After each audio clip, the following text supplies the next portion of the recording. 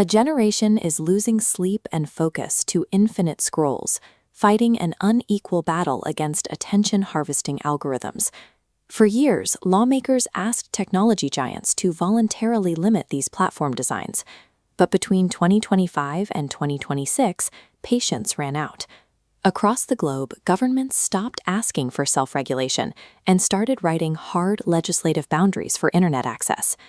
The most aggressive move came in December 2025, when the Australian government passed a strict, uncompromising law banning social media access for anyone under 16. This data visualization shows the immediate scale of that intervention. In a single month, Australia's e-safety commissioner reported that approximately 4.7 million underage accounts were severed from major platforms, with Meta alone blocking over 500,000 users in the first few days. That legislative momentum quickly crossed the world. By April 2026, Greek Prime Minister Kyriakos Mitsotakis announced an even stricter cutoff, barring social media access for kids 15 and under, while pushing the European Union to adopt a continent-wide standard. Treating platforms like public health hazards wins immediate political support. But writing a law in a parliament building is straightforward, compared to the reality of enforcing those rules inside a teenager's bedroom. In the United Kingdom, regulators have taken a different route under their Online Safety Act.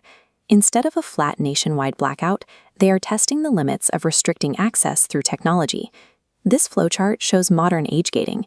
An AI system cross-references a face scan with an ID database, but when confronted with a 15-year-old, the logic breaks down as digital natives punch through using VPNs and falsified birth dates.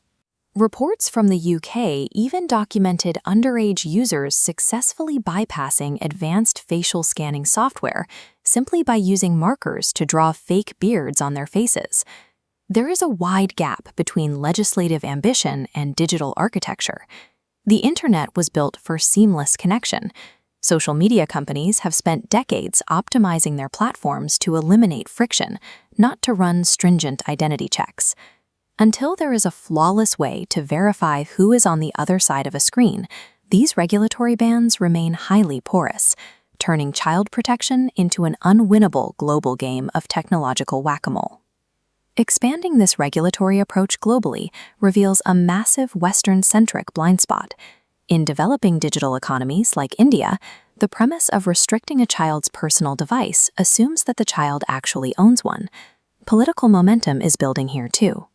State leaders in Karnataka have proposed under-16 bans, and in Andhra Pradesh, Chief Minister Chandrababu Naidu announced a 90-day rollout to restrict access for kids under 13. Yet these remain state-level proposals, not finalized laws. Lawmakers are colliding with a massive socioeconomic barrier: shared device culture. A single-family smartphone in rural India distributes data across adult banking, job discovery, and a teenager's schoolwork. Dropping an age verification barrier to block that teenager fractures the network, inadvertently locking the entire family out of critical resources. A regulation that successfully stops a teenager from endlessly scrolling in Sydney or London can inadvertently cut off essential economic and educational lifelines in a developing market. The political drive to safeguard children from algorithmic harm is valid and gaining irreversible speed. Yet it consistently collides with the structural realities of internet architecture and global socioeconomic divides. This brings us to the privacy paradox. The only way to permanently close these enforcement loopholes is to implement mandatory, state-level biometric identification for every single person who logs onto the internet, adult or child. A perfectly age-gated internet means the end of digital anonymity. It requires trading a genuine public health crisis for a deeply entrenched global surveillance apparatus.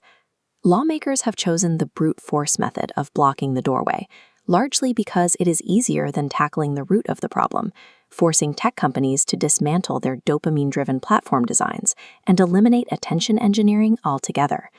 Treating the internet like a controlled substance forces a difficult question. Are we actually protecting children or just policing them? As governments scramble to regulate screens, the technology moves faster than the legislation. We are left searching for a balance, trying to decide who ultimately holds the right to define what a childhood online should